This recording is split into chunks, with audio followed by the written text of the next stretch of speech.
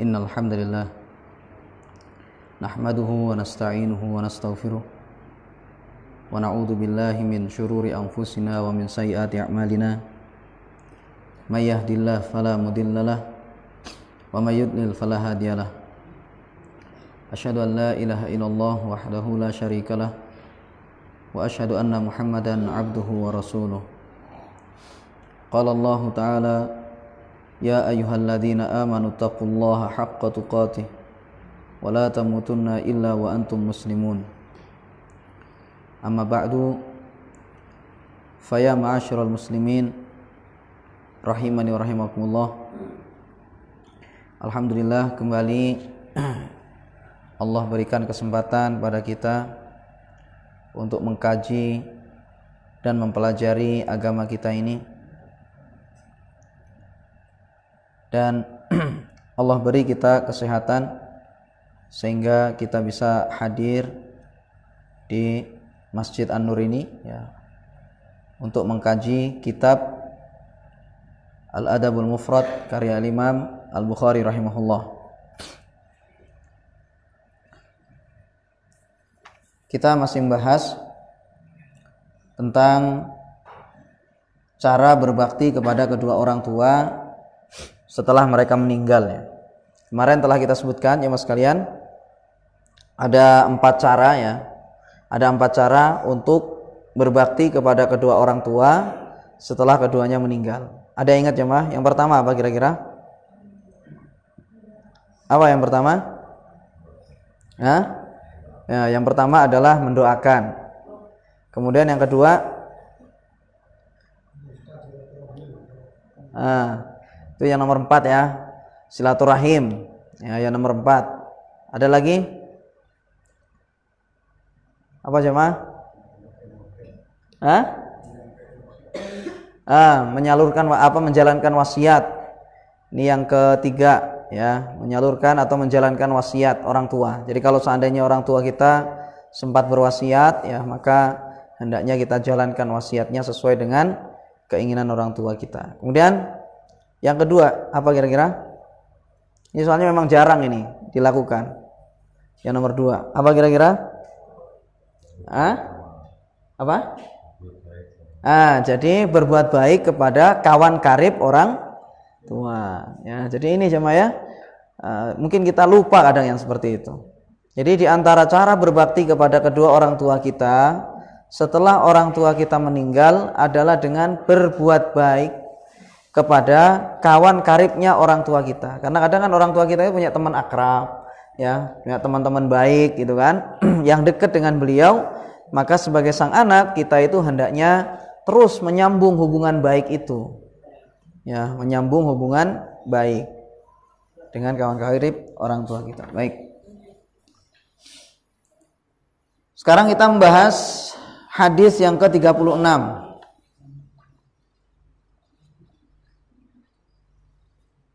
Pada hadis yang ke-36 ini Al-Imam Al-Bukhari rahimahullah mengatakan, haddatsana Ahmad ibnu Yunus qala haddatsana Abu Bakar an Asim an Abi Salih an Abi Hurairah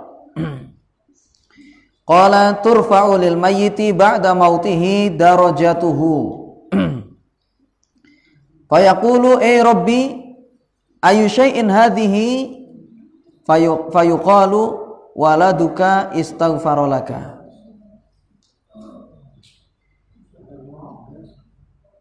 Kata Imam Al-Bukhari rahimahullah, telah mengajarkan kepada kami Ahmad bin Yunus.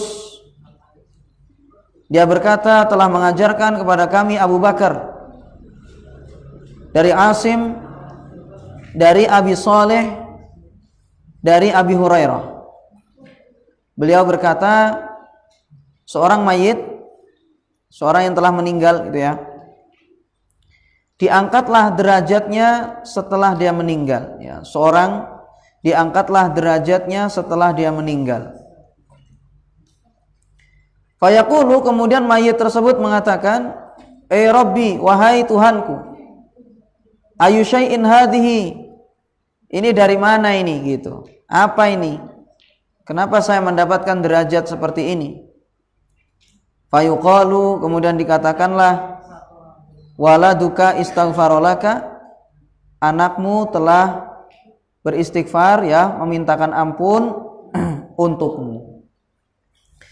Jadi jamaah sekalian, dalam hadis ini jamaah ya, memperkuat hadis yang sebelumnya yang menjelaskan bahwasanya di antara cara untuk berbakti kepada kedua orang tua kita yang telah meninggal itu adalah dengan mendoakan.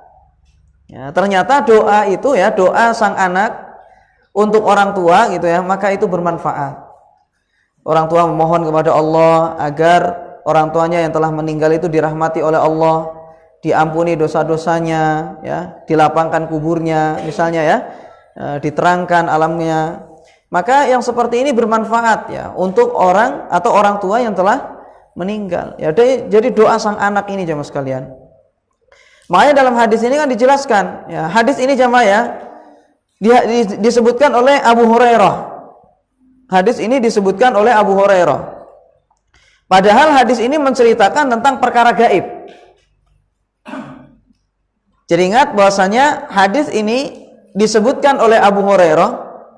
Padahal hadis ini menjelaskan tentang perkara gaib. Sekarang bagaimana Abu Hurairah ini, ya, bagaimana Abu Hurairah bisa mengetahuinya? Maka para ulama mengatakan hadis ini sebenarnya adalah hadis yang marfu secara hukum. Itu istilahnya, ya, kita anulah wawasan-wawasan tentang masalah itu. Jadi kalau sahabat menceritakan tentang perkara gaib, maka itu sebenarnya mereka tidak semata-mata menceritakan dari hasil reka-reka mereka sendiri. Karena memang tidak boleh manusia itu berkata tentang perkara yang gaib tanpa ilmu. Itu tidak boleh. Mereka-reka misalnya, ya, pokoknya intinya mereka-reka tentang perkara gaib lah, tanpa ada dasar, maka ini tidak dibolehkan. Tapi kenapa di sini Abu Hurairah menceritakan hadis itu? Maka para ulama mengatakan, menceritakan kisah semacam ini, maka para ulama mengatakan Abu Hurairah itu cerita seperti ini bukan dari hasil khayal beliau, tetapi Abu Hurairah itu pasti mengambil dari Nabi Shallallahu Alaihi Wasallam, mendapatkan kisah ini atau cerita ini dari Nabi Shallallahu Alaihi Wasallam. Karena para sahabat mustahil mereka itu mengarang-arang tentang perkara gaib, mustahil. Jadi mereka ini nggak mungkin, mereka ini mereka-reka tentang perkara gaib itu. Sehingga para ulama mengatakan bahwasanya hadis ini namanya marfu hukman, ya. Jadi perkataan Abu Hurairah, tapi sebenarnya secara hukum ini adalah apa? Hadis dari Nabi Shallallahu Alaihi Wasallam. Karena para sahabat mustahil mereka itu cerita perkara gaib dari hasil reka-reka mereka sendiri. Ya, mereka pasti mengambil dari Nabi Shallallahu Alaihi Wasallam. Dan juga ternyata jemaah sekalian, di dalam riwayat yang lain ternyata memang hadis ini memang marfu jemaah, ya. Dalam hadis yang atau dalam riwayat yang lain itu disebutkan bahwasanya memang ini adalah perkataan Nabi Shallallahu Alaihi Wasallam. Ya, jadi kalau di sini memang sifatnya itu adalah mauquf gitu, ya, pada Abu Hurairah, dan marfu secara hukum, tapi ternyata di dalam riwayat yang lain memang ini adalah perkataan Nabi Shallallahu Alaihi Wasallam. Dan Nabi Shallallahu Alaihi Wasallam juga mustahil beliau itu menceritakan perkara gaib kecuali mendapatkan wahyu dari Allah Subhanahu wa taala. Karena Allah Subhanahu wa taala berfirman, "Wa ma yantiqu 'anil hawa in huwa illa wahyu yuha." Jadi yang namanya Muhammad itu mustahil dia itu ngomong cuma dari hawa nafsunya sendiri. Dari ngarang-ngarang sendiri itu mustahil. Ya. Yang beliau ucapkan itu tidak lain adalah wahyu dari Allah. Ya. Baik, jadi di sini dijelaskan ada orang dia itu mendapatkan derajat yang sangat tinggi di dalam surga sana. Akhirnya ketika dia diangkat derajatnya oleh Allah Subhanahu wa taala di surga, dia pun akhirnya bingung, dia ini dapat dari mana, gitu kan? Kok bisa dia itu mendapatkan derajat yang sangat tinggi di surga itu? Ini dapat dari mana ini? Jadi dia tidak merasa layak untuk mendapatkan derajat itu, gitu. Buktinya dia bertanya, Rabbi, ayu syai'in hadi, kata dia. Dalam ayat yang lain dikatakan, dalam lafaz yang lain dikatakan, ya Rabbi, anna hadza. Ya Allah, ini dapat dari mana? Saya ini kok derajatnya dapat setinggi ini di surga ini? Saya dari mana? Dari amal mana yang saya lakukan? Kemudian ternyata Allah mengatakan apa? Waladuka istaghfarolaka. Ini bukan semata-mata karena amalnya dia, karena ibadah dia, tetapi apa? Anaknya yang soleh mengistighfari atau beristighfar kepada Allah atas dosa-dosa orang tuanya. Nah, ini jamaah sekalian. Sehingga ini betapa pentingnya punya anak soleh jamaah. Ya, betapa pentingnya punya anak yang soleh itu, betapa nikmatnya punya anak yang soleh. Kita ini sebenarnya gini jamaah, ada perkataan gini, jangan sampai kita itu gagal 2 kali. Ya, kadang kan kita ini kan sudah dari sisi ibadah sudah kurang gitu ya, dari sisi ilmu sudah ditambah lagi udah mentok ya, misalnya jamaah ya. Otak ini sudah sudah banyak isinya ini. Yang di dalam ini ekonomi, urusan macam-macam gitu kan. Sehingga mau menambah ilmu itu kadang itu sudah susah. Ditambah ilmu lagi itu agak mendetail sedikit pusing gitu, mumet gitu kan. Sehingga jangan sampai kita ini gagal 2 kali. Kalau kita sudah misalnya sudah tidak bisa maksimal, maka jangan sampai anak kita juga salah jalan. Ya, jadi kalau memang kita misalnya sudah nggak bisa nambah ilmu, ya minimal ya anak kita itu hendaknya kita didik benar ya. Kita usahakan bagaimana supaya dia itu menjadi orang yang berilmu, menjadi orang yang soleh, supaya dia itu lebih kenal kepada Allah, gitu kan? Ya syukur-syukur kalau seandainya orang tuanya berilmu, kemudian anaknya juga berilmu. Orang tuanya soleh, anaknya juga soleh. Itu harapan kita semua, gitu kan? Tapi kadang kan hal semacam itu kan kadang tidak terjadi jamaah. Orang tua sudah gagal kadang. Dia dari kecil misalnya sudah kerja gitu kan, mau nambah ilmu, nambah amal kadang sudah nggak bisa sudah. Ya karena tuntutan ini dan itu, kadang dituntut oleh orang tuanya gitu misalnya ketika masih kecil. Ya, atau mungkin tuntutan-tuntutan yang lain sehingga sudah nggak bisa maksimal. Mau nambah ilmu susah, nambah ibadah apalagi misalnya. Maka orang tua yang seperti ini ya hendaknya jamaah sekalian jangan sampai gagal 2 kali, kemudian habis itu anaknya dibiarkan. Ya, tapi hendaknya ya anaknya itu sudah dididik. Barangkali gitu kan, kalau seandainya kita sudah gagal, kemudian anak kita apa? Menjadi orang yang berhasil dalam masalah agama dan kesolehan ini. Nah, ini sehingga seperti dalam hadis ini jamaah sekalian, orang tuanya saja sampai nggak tahu dia itu dapat derajat yang sangat tinggi itu dari mana. Nggak tahu dia, tapi ternyata Allah ceritakan kepada dia bahwasanya dia dapat derajat yang sangat tinggi di surga itu adalah karena anaknya itu yang soleh, ya, yang beristighfar kepada Allah, yang memohonkan ampun kepada Allah atas dosa-dosa orang tuanya. Cuma harus kita perhatikan jamaah, anak soleh itu sebenarnya yang apa istilahnya ya, yang memfaktori itu bahasa kita ya, itu ternyata adalah orang tua. Makanya jenengan lihat misalnya ya, ulama-ulama dahulu, mereka yang menjadi ulama besar, menjadi ulama tersohor, itu ternyata yang mendorong mereka menjadi orang soleh, menjadi orang yang bertakwa, menjadi ulama itu siapa ternyata? Orang tuanya ternyata. Jadi orang tua itu punya peran yang sangat besar dengan karakter sang anak. Kalau orang tuanya itu cinta sama agama, ya anaknya nanti cinta sama agama. Sebagaimana orang tua misalnya dia itu tidak suka sama agama, maka umumnya anak pun juga ngikut. Kalau orang tuanya nggak sholat, ya kemungkinan besar anaknya juga nggak sholat. Ini secara umum jemaah. Kalau kita lihat perorangan, banyak orang tua yang nggak ngerti apa-apa, orang tuanya kafir pun juga ada anaknya yang soleh ternyata muslim kan itu kan. Nah, ini perorangan yang seperti itu. Tapi kita bicara secara umum ini. Makanya kan ada misalnya ya, kalau perorangan ya, orang tua misalnya dia non muslim gitu kan, bahasa kasarnya kafir gitu, bukan kasar itu, memang bahasa agama kita kafir orang non muslim itu. Nah kemudian misalnya dia non muslim, tapi kan ada kadang anaknya ternyata beragama Islam. Ini kan perorangan. Tapi kalau secara umum orang tua itu apa?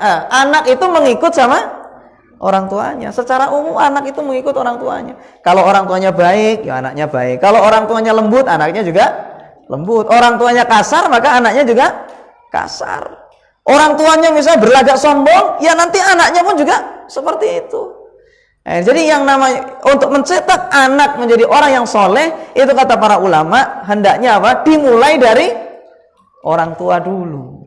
Dimulai dari orang tua. Makanya ulama dulu itu banyak mereka itu yang berhasil itu karena didikan orang tuanya. Misalnya Imam Syafi'i. Imam Syafi'i jadi ulama besar karena memang ibunya memang adalah orang yang soleha. Memang orang yang benar-benar penting sama agama ini kan itu Imam Syafi'i. Dan juga ulama-ulama yang lain. Ya. Kemudian misalnya kalau yang terkenal misalnya Ibnu Taimiyah ya, ternyata memang kakek-kakeknya itu ulama. Ya Ibnu Taimiyah itu misalnya. Itu ternyata kakek-kakeknya itu sampai ulama itu ternyata. Siapa lagi? Imam Bukhari. Nah, Imam Bukhari jadi ulama dikenal sampai sekarang. Ternyata ibunya memang adalah orang yang soleha, perhatian benar sama anaknya, belajar kan itu. Bagaimana dahulu mereka ini ya, misalnya ibunya Imam Bukhari, ibunya Imam Syafi'i, misalnya mendidik anaknya itu bagaimana? Nah, jadi mereka sudah maksimal belajar, mengajar, mendidik anak itu supaya cinta sama agama ini. Nah, jadi orang tua aja mas kalian. Nah, kadang misalnya di sekolah yang memang mendukung, ya di sekolahan ada guru misalnya gitu kan, semuanya itu yang mendukung semuanya. Ya, tetapi sebenarnya yang paling mempengaruhi sang anak maka sebenarnya adalah siapa? Orang tuanya gitu. Jadi kalau pengen punya anak soleh maka dimulai dari orang tua kita. Misalnya pengen punya anak yang soleh maka dimulai dari kita ini. Contohkan kepada anak kita itu yang terbaik gitu kan. Kalau misalnya makanya kata para ulama, kalau kita ini misalnya ada masalah ya sama istri kita misalnya ya, itu jangan ditampakkan di hadapan siapa? Anak. Kalau misal ya kita ini jamaah ya, tukaran sama istri misalnya gitu kan, di hadapan anak kita. Ya nanti anak ini pun juga niru gitu. Kita misalnya ngomel-ngomel sama istri kita gitu kan dengan bicara kasar, ngomong dasar misalnya ini. Dasar gitu. Nanti anak pun juga kayak gitu, ngikutin. Oh ternyata bapak itu ngono marahi sama ibu itu kan jadi kan. Ya khawatirnya nanti ditiru juga dia sama ibunya atau sama keluarga yang lain kayak gitu juga gitu. Jadi kita ini seharusnya benar-benar kita itu harus menjaga adab di hadapan anak kita itu. Sebenarnya jamaah ya, sebenarnya itu. Jadi kita ini harus menjaga benar. Jangan sampai ya anak kita itu mendengar sedikit pun kata-kata kasar dari kita ini sebenarnya. Maksudnya kata-kata yang enggak benar ya. Dan kalau kita misalnya ketika mereka salah kemudian kita tegas sama mereka gitu ya enggak ada masalah. Tapi kata-kata yang seharusnya enggak layak untuk disampaikan kepada orang itu jangan disampaikan di hadapan anak kita. Karena itu akan ditiru sama mereka ini.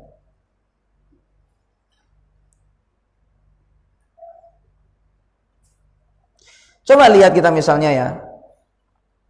Biasanya orang tua yang dia itu pekerjaannya mendidik ya, mengajar, biasanya anaknya juga senang ngajar. Kan itu. Kalau orang tuanya itu suka ngajar, maka biasanya anaknya suka ngajar.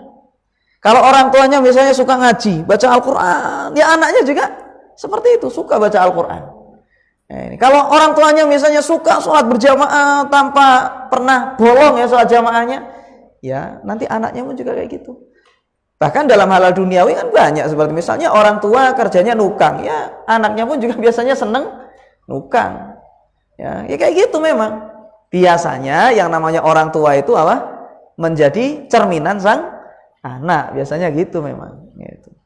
Ini kita bicara secara umum. Makanya ketika kita ingin mendidik anak kita itu maka mulailah dari kita ini. Makanya Allah Subhanahu wa taala berfirman, "Qu anfusakum wa ahlikum." Nah, jadi selamatkanlah diri kalian. Yang pertama yang disuruh oleh Allah siapa? Nah, diri dulu, diri kita ini. Qu anfusakum wa ahlikum nar. Ya, selamatkanlah diri kalian dan juga keluarga kalian dari siksa api neraka. Jadi pertama kali disebut oleh Allah ya untuk memperbaiki diri dan menjaga dari siksa api neraka itu ternyata diri kita dulu. Sebelum kita ini mendidik keluarga kita, anak kita dan seterusnya itu. Ya. Para ulama ngasih kiat ya. Ini saya sampaikan ya mas kalian. Ada perkataan seorang ulama namanya Syekh Jamil Zainu ya. Syekh Muhammad bin Jamil Zainu. Kata beliau ada beberapa kiat ya, ada beberapa kiat untuk mendidik anak itu supaya menjadi orang yang soleh? Kalau secara umum tentunya memang kata beliau, ya memang ya orang tua dulu sebenarnya. Sebelum dia itu mendidik anak, maka orang tua dulu harus memperbaiki dirinya.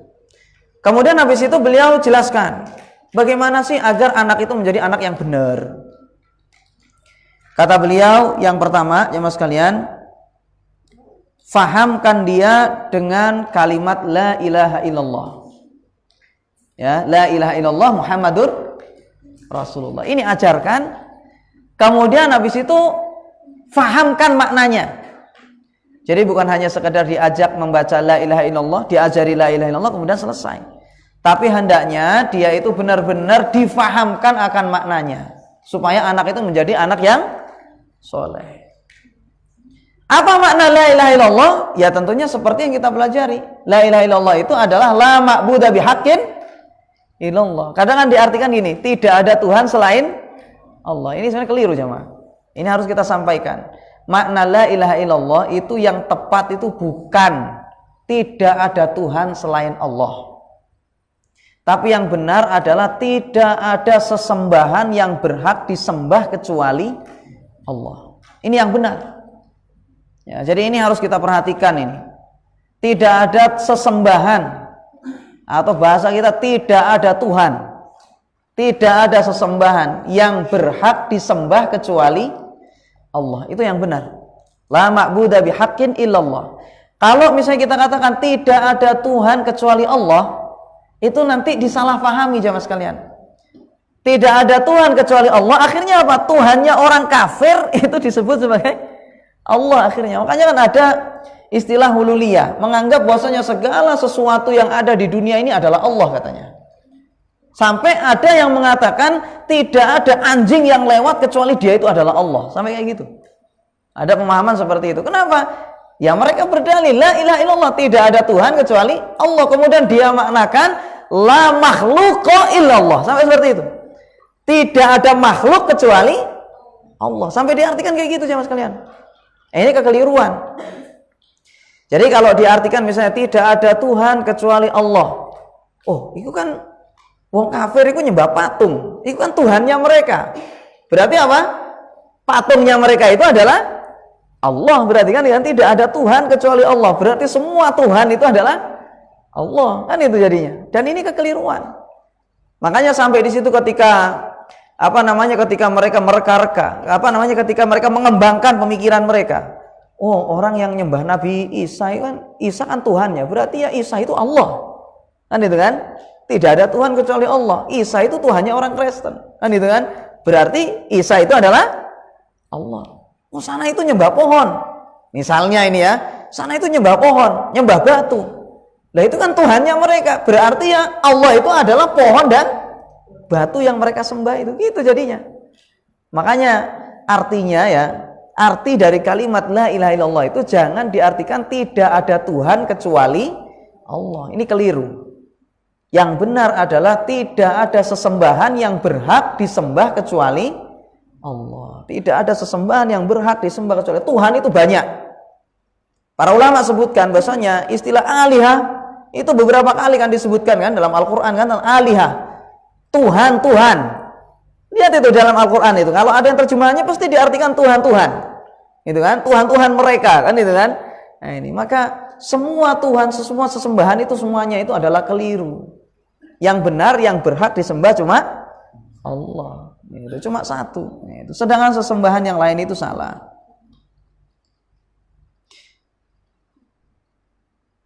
Makanya Allah Subhanahu wa taala berfirman dalam Al-Qur'an, misalnya dalam surah Al-Hajj ayat 62 kata Allah, "Dzalika bi annallaha huwal haqq wa annama yad'una min dunihi huwal batil." Kata Allah Subhanahu wa taala, yang demikian itu adalah karena Allah lah sesembahan yang berhak disembah. Sesembahan yang benar. Dan bahwasanya segala sesembahan yang mereka sembah selain Allah itu adalah kebatilan. Ya, segala Tuhan yang mereka sembah selain Allah itu adalah kebatilan. Nah, ini, sehingga yang berhak disembah hanya Allah Subhanahu wa taala. Ya, jadi ini jamaah sekalian, fahamkan kalimat la ilaha illallah. Katakan bahwasanya tidak ada sesembahan yang berhak disembah kecuali Allah itu. Kita ini jemaah ya, coba kita naudzubillah min dzalik, bayangkan kalau seandainya anak kita kaya tapi kafir, gimana itu jemaah? Kalau seandainya ya kaya, duitnya banyak, tapi ternyata nyembahnya kepada selain Allah, apa gunanya nanti punya anak seperti itu? Mobilnya 5 misalnya ya, rumahnya 10, tanahnya gak kehitung. Kemudian perusahaannya ratusan, misal ini ya. Ini. Misalnya ini. Tapi ternyata yang disembah adalah patung. Yang disembah ternyata adalah berhala. Ini bagaimana kita ini? Kita meninggal dunia, kemudian habis itu misalnya ya, ditampakkan oleh Allah, diperlihatkan kepada kita anak kita. Seperti itu kondisinya ya, sujud sama selain Allah. Ini bagaimana jemaah sekalian? Ya, makanya kalimat la ilaha illallah ini tanamkan dalam hati anak kita itu, bahwasanya tidak ada sesembahan yang berhak disembah kecuali Allah. Kemudian Muhammad adalah utusan Allah, supaya apa? Ketika beribadah enggak pakai cara-cara yang lain, supaya dalam beragama meniru siapa? Rasulullah SAW, mengikuti ajaran Nabi SAW, bagaimana beliau itu akidahnya, bagaimana keyakinan Rasulullah, kemudian bagaimana beliau dalam bermuamalah, bagaimana cara beliau berjual beli, kan itu kan? Nah ini, jadi supaya jadi anak soleh itu kayak gitu. Bagaimana sih perintah Allah Subhanahu Wa Taala dalam Al-Quran dalam mengarungi kehidupan ini, kan itu, dalam menjalani hidup ini, kan itu. La ilaha illallah Muhammadur Rasulullah. Kalau orang benar-benar paham bahwasanya Tuhannya adalah Allah, Tuhan yang berhak disembah adalah Allah, maka berarti dia akan menjalankan semua ajaran Allah. Ketika orang tahu bahwasanya utusan Allah itu adalah Nabi kita Muhammad SAW, maka otomatis dia akan hidup dan mencontoh siapa? Nabinya SAW. Laqad kana lakum fi Rasulillahi uswatun hasanah. Kan itu kan? Sungguh ada pada laqad kana lakum fi Rasulillah, sungguh ada pada untuk kalian ya, sungguh ada untuk kalian pada diri Rasul itu suri tauladan yang baik, hasanah, yang baik, kan itu. Oh ya, Nabi saya ini kan Muhammad. Ya, utusan Allah itu adalah Nabi Muhammad SAW. Oh, berarti saya ini harus meniru Rasul. Bagaimana ibadahnya, bagaimana muamalahnya, bagaimana jual belinya, bagaimana dalam bertetangga, kan itu kan? Semuanya ada itu. Ini nanti di sini dalam Adabul Mufrad ini ya Mas kalian diajarkan. Bagaimana kalau sekarang kan tentang adab kepada orang tua, kan itu kan? Adab pada orang tua. Nanti dijelaskan bagaimana adab dalam bertetangga, kan itu. Bagaimana nanti di situ adab kepada kawan. Nah, ada penjelasannya. Yang diajarkan ya oleh Nabi Shallallahu Alaihi Wasallam, bagaimana sih kepada sesama sahabatnya itu. Bagaimana beliau ketika berbicara, bagaimana candanya Nabi Shallallahu Alaihi Wasallam, ada ajarannya itu. Bagaimana cara berjalannya Rasul Shallallahu Alaihi Wasallam, bagaimana ada beliau ketika makan, ada semua. Jadi orang kalau dia itu tahu bahasanya nabinya adalah Nabi Muhammad Shallallahu Alaihi Wasallam dan bahasanya Rasulullah itu adalah utusan Allah, maka dia pasti akan meniru cara hidupnya Rasul Shallallahu Alaihi Wasallam. Jadi begitu diajari. Nah, pahami ya, Muhammad adalah utusan Allah. Berarti kamu harus niru sama nabimu gitu. Cara makannya, cara bicara, cara jalan, cara bertutur kata ya. Bagaimana bertetangga, bagaimana ajaran beliau ya, anak kepada orang tua, kan gitu. Nah, jadi ini yang pertama.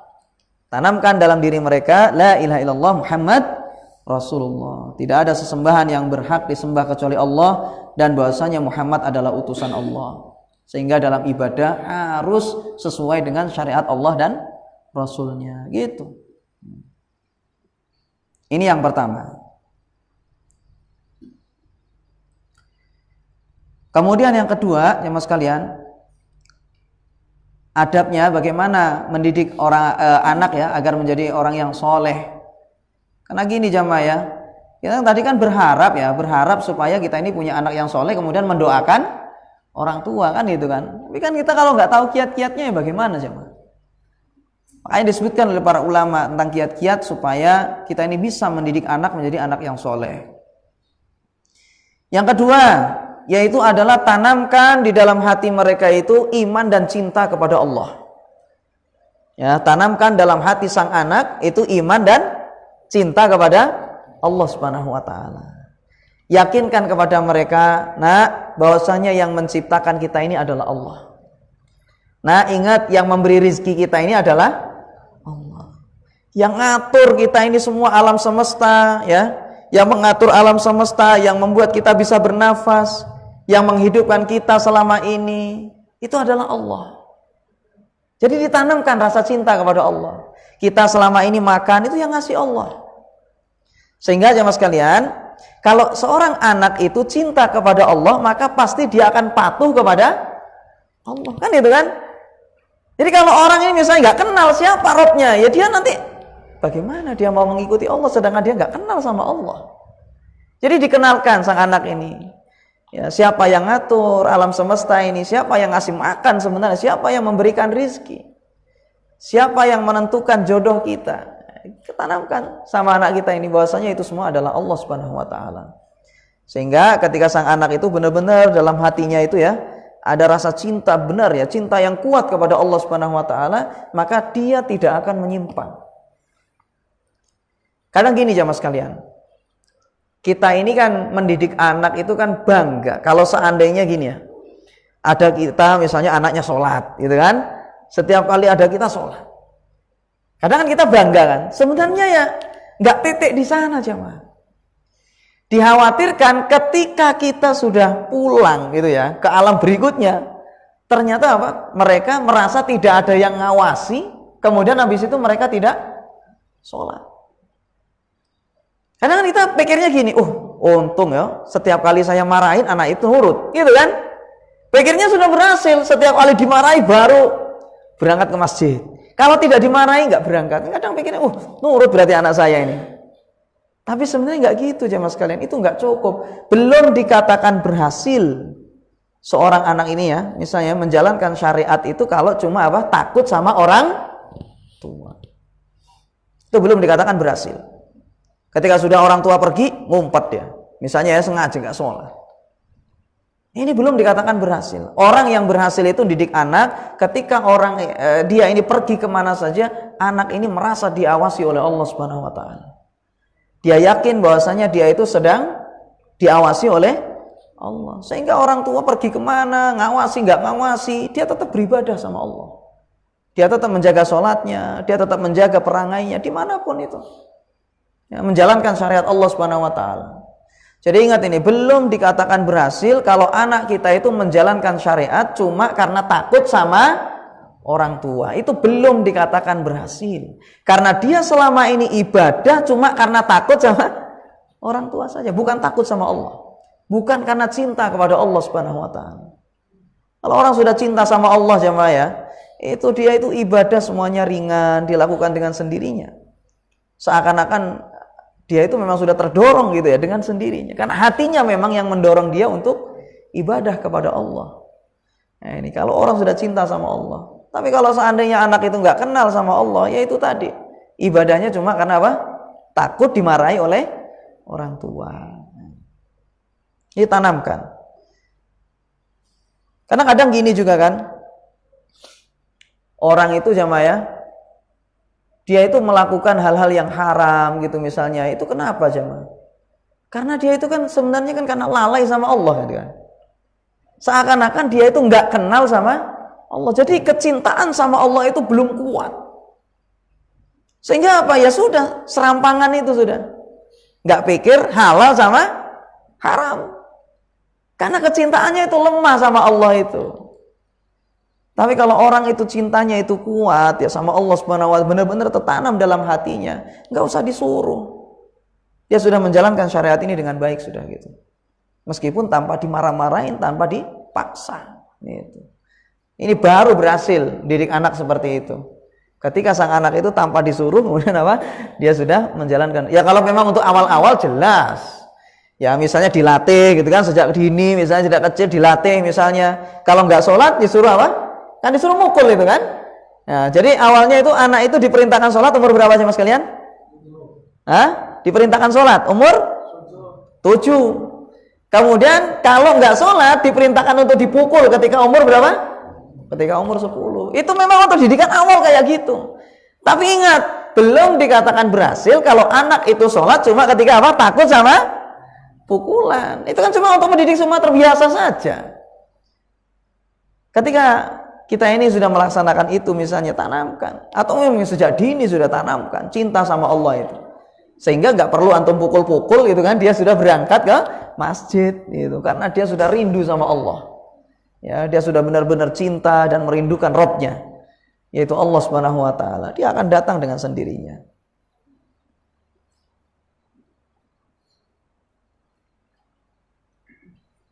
Kemudian yang berikutnya,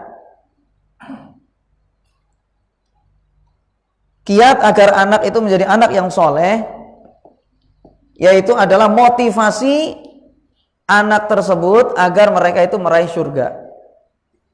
Sehingga dengan demikian mereka akan memperbanyak amal, ibadah, banyak berdoa kepada Allah, kan itu kan? Coba jamaah ya, kalau seandainya ya anak itu benar-benar termotivasi menuju surga ini ya, maka pasti dia itu ingin kumpul dengan orang tuanya di surga pasti, kan itu kan? Kalau dimotivasi dengan surga ini, dikasih tahu surga itu apa sih sebenarnya, kan itu kan, bagaimana nikmat yang ada di dalamnya, kasih tahu sang anak itu. Nah, ini sehingga dengan demikian mereka akan termotivasi untuk ibadah, untuk menambah amal, dan mereka tentunya pengen kumpul dengan orang tuanya nanti di surga. Dan pastinya kalau mereka itu ingin kumpul dengan orang tuanya di surga, maka mereka pasti akan mendoakan orang tuanya. Didoakan orang tuanya supaya kumpul, supaya diampuni dosanya, dan dia pun pasti akan memperbaiki amalnya. Karena bagaimana dia nanti bisa masuk ke dalam surga dan kumpul dengan orang tuanya kalau seandainya dia tidak menjaga syariatnya, kalau dia tidak menjaga agamanya, kan itu. Bagaimana dia bisa kumpul dengan orang tuanya di surga kalau seandainya dia tidak memperhatikan syariat Allah Subhanahu wa taala, gitu. Jadi dimotivasi ya sang anak itu agar meraih surga, dan juga beritahukan kepada mereka akan bahayanya neraka, gitu ya. Jadi kasih tahu mereka itu betapa mengerikannya siksa yang ada di dalam neraka itu.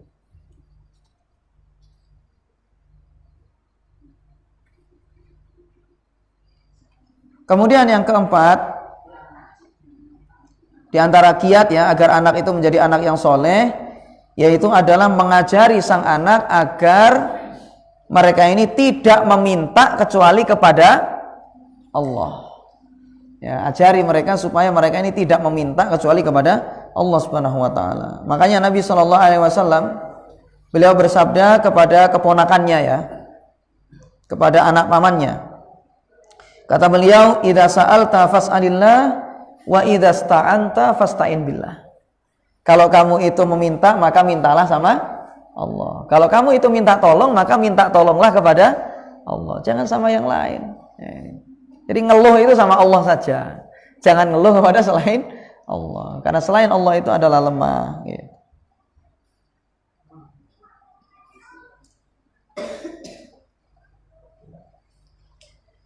Baik, jadi ini ya diantara kiat-kiat agar anak itu menjadi soleh.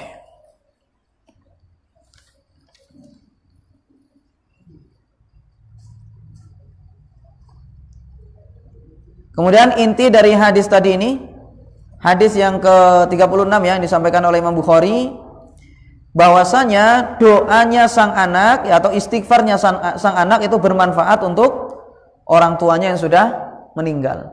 Ya, istighfar sang anak itu bermanfaat untuk orang tuanya yang sudah meninggal. Ya, ini. Makanya di sini disebutkan bahwasanya orang tuanya di sini ya diangkat derajatnya oleh Allah Subhanahu wa taala karena istighfar anaknya.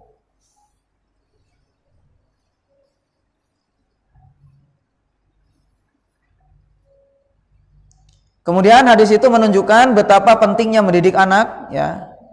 Betapa pentingnya mendidik anak. Kemudian hadis ini juga ada isyarat ya mas kalian, ada isyarat agar memperbanyak anak keturunan. Ya, jadi ada isyarat supaya apa? Memperbanyak anak keturunan. Kenapa demikian? Dikarenakan kalau seandainya banyak anak maka banyak yang mendoakan, kan itu kan? Nah, ini barangkali nanti doanya yang satu ini kurang mantap, tapi ternyata yang lain tajam doanya, kan itu.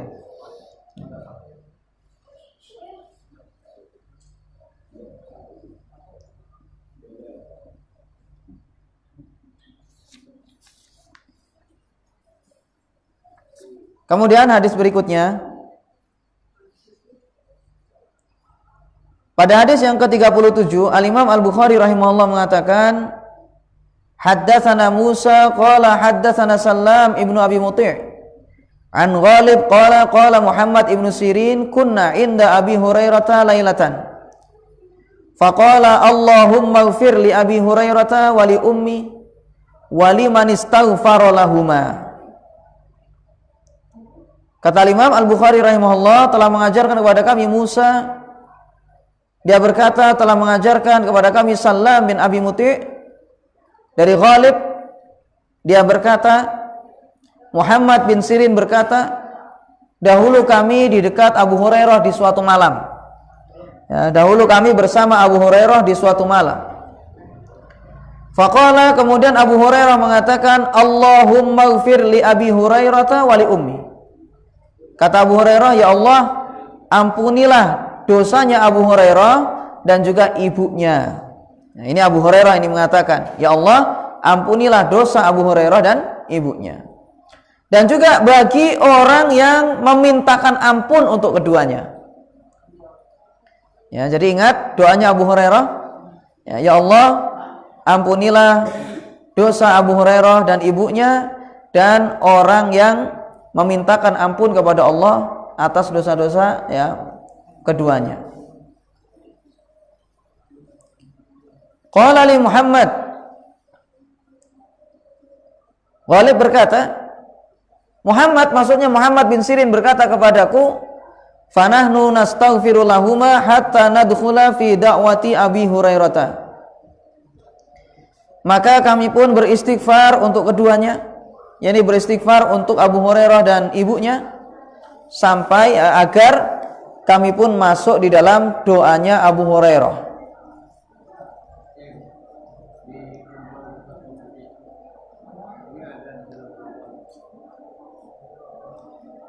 Baik, syahid dari hadis ini jamaah sekalian, Abu Hurairah memintakan ampun untuk ibunya ya. Inti dari hadis ini adalah bahwasanya Abu Hurairah memintakan ampun atas dosa orang tuanya, yaitu ibunya. Yang telah kita jelaskan sebelumnya bahwasanya ibunya masuk Islam setelah mendapatkan doanya siapa? Rasul sallallahu alaihi wasallam. Jadi Abu Hurairah minta kepada Rasulullah agar mendoakan ibunya. Kemudian habis itu Abu Hurairah mendapati ibunya pun masuk Islam ya, ketika beliau minta Rasulullah mendoakan ibunya agar masuk Islam.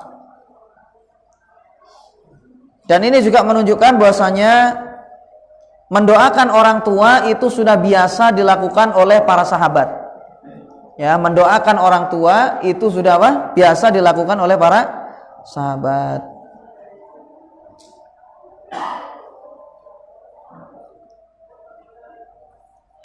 Dan ini juga jemaah sekalian, ada isyarat dalam hadis ini menunjukkan bahwasanya hendaknya orang tua itu berusaha bagaimana agar dicintai sang anak.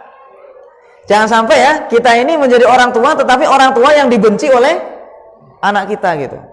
Karena kalau seandainya ya kita ini dibenci sama anak kita, bagaimana mereka mau mendoakan kita, punya dendam misalnya gitu kan? Nah ini. Jadi kita ini memang didik anak itu cuma ya memang ya susah-susah gampang memang ya.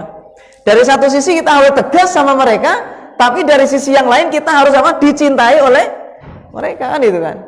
Kita harus berusaha bagaimana supaya mereka itu mencintai kita gitu. Kalau seandainya kita dibenci sama anak kita ya, pertama anak kita nggak mungkin nurut sama kita, kemudian habis itu nggak mungkin mereka mendoakan kita juga kan gitu kan. Nah, jadi bagaimana kita ini supaya menjadi orang tua terbaik di hadapan anak kita itu. Jadi supaya anak kita ini dari satu sisi ya cinta kepada kita, tapi jangan sampai pun gara-gara supaya dicintai anak kemudian kita tidak mau mengarahkan anak, ini salah juga.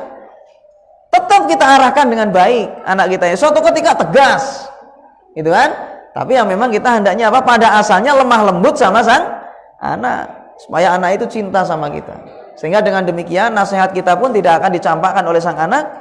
Kemudian ketika kita meninggal, maka sang anak pun akan mendoakan kita tentunya gitu, karena kecintaannya. Rindu misalnya gitu kan. Kalau orang tuanya misalnya dibenci sama dia, bagaimana dia mau rindu sama orang tuanya kan itu. Ini makanya lihat di sini Abu Hurairah ini mendoakan ibunya, ini tidak lain karena memang dia cinta sama ibunya. Makanya dia mendoakan ibunya tersebut. Baik, karena sudah azan jemaah sekalian ya. Kita coba sampai di sini dulu, semoga bermanfaat. Dan kita ingat masih membahas ya tentang cara berbakti kepada kedua orang tua setelah keduanya itu meninggal. Wallahu a'lam. Demikian, wallahu taala alam.